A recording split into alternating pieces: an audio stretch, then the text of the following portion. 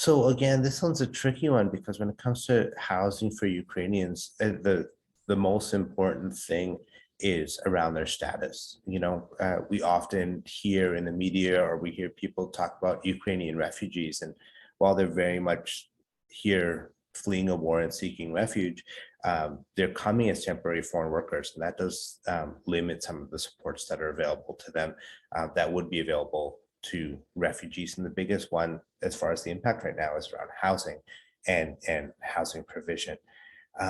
As from the government point of view, the income support, I think one of the biggest reasons for it is to provide housing and provide the ability for those Ukrainian evacuees to pay for housing. I can speak from the Alberta side.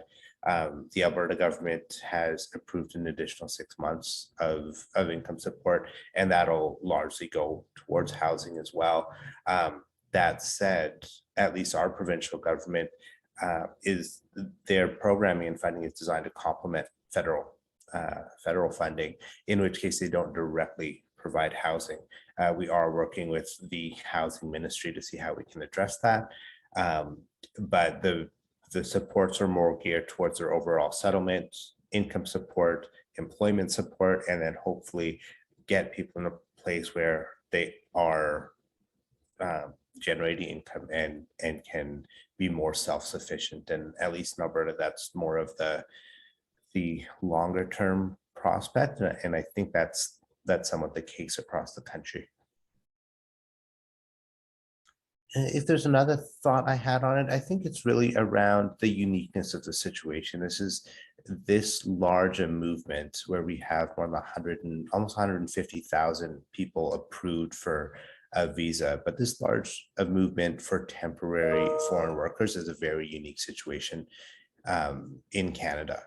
And with that, the supports available and some of the demographic considerations are unique in that there isn't housing provided, in that generally speaking, it's an overwhelmingly large amount of females coming with children and with seniors, as many of the men are still in Ukraine fighting the war.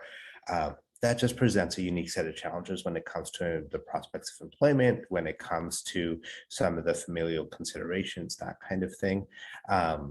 So it's always important to me to just highlight that and reiterate that, because it really does make it much more complicated in terms of what we can provide. But I think the biggest thing we've got going for ourselves as a society here is just how active the community has been, of people coming forth, offering donations, offering their homes, offering their time to help support. So I wanted to also recognize that and thank everyone across the country for providing that, and for really making this effort possible.